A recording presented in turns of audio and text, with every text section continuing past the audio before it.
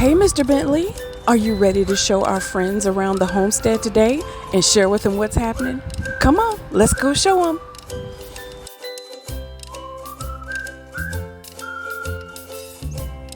All right, my Pink Lady Urban Homestead family. You know what? Sometimes I used to get so frustrated when I felt like everybody's garden was absolutely perfect and everything grew just right. Nobody ever had pests. Nobody ever had worms or anything like. Well, you know what? I want to share with you that is just not true. Well, you know what? My collards, even though it's almost time to pull them out, you can tell everything is starting to wake up, even the little pests. And the little cabbage loopers are actively doing their job too. There's one of them right there. And I want to share with you how I take care of these, because not quite ready to harvest them all yet, but I want you to see what the evidence looks like when they're present. Because sometimes you don't really know what's happening. Well, you know what? I'm going to share with you how I take care of them, and then I'm going to go ahead and harvest what is out here. Okie dokie, let's see it. All right, family, now it's time to put my little concoction together that I use as, a preventative and some natural pesticides when I'm working with my greens, gardens, flowers, all that great stuff.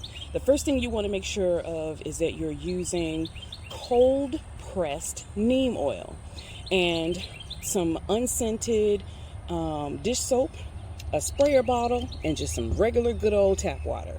And when I say this is the easiest recipe, it truly is. I'm going to try to do this one-handed. There we go. All right. So in the spray bottle, I have, if this is a 34 ounce bottle, and I have probably about 30 ounces in there because I don't have very many to spray. But right at about a capful in of the neem oil into the water, and I always put the water in there first, because once you add the soap, this just helps the oil, because oil and water doesn't mix. It just helps the oil mix with the water much better. Couple of drops of that dish soap, and you can use pretty much any dish soap, but I like to use the clear and pure and clear, just because there's no extras in it. And that's really it. Put the two together. Let's put this spray bottle on, and we'll just go ahead and add it. Now, I usually do this first thing in the morning before it gets hot, and that way it doesn't scorch the plants. And you always want to test spray before putting them on your plants. But neem oil is truly a great way to control cabbage loopers, which is what I'm about to use this on right now. In your garden. So as you can see, we're experiencing some of that right now, and you just literally want to be generous with it, tops and bottoms. Doesn't take much, doesn't take long, but it takes care of them. And you do have to repeat this maybe once or twice a week until you're either done harvesting your greens, but they typically want to go after the tender leaves first. But they do get hungry and voracious, so you want to make sure you're covering all of them. And that's exactly what I'm doing here. Just making sure they all get a nice little dose and makes them unattractive to those cabbage loopers. Pump the little bottle up a little bit more here. And now that those are done, I'm going to go to the others, as I'm going to be harvesting these. And like I said, neem oil is naturally derived from the neem tree, so it is natural. This neem oil actually can be taken internally for other medicinal purposes too, so do your research on that. But it's a great natural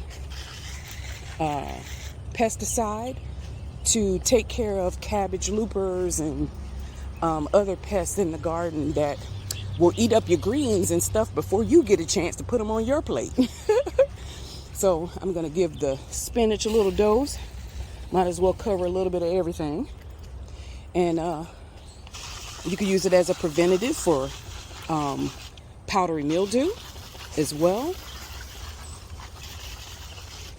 And didn't have much pest damage at all, but I like to give them all a little dose while I'm at it. It's great for controlling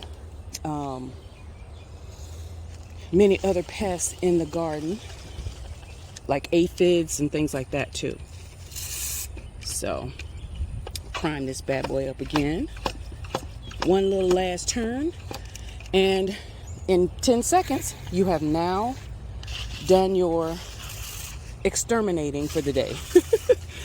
All right, just that simple. So check out that recipe and enjoy your garden today, and remember to bloom where you planted. See you next time.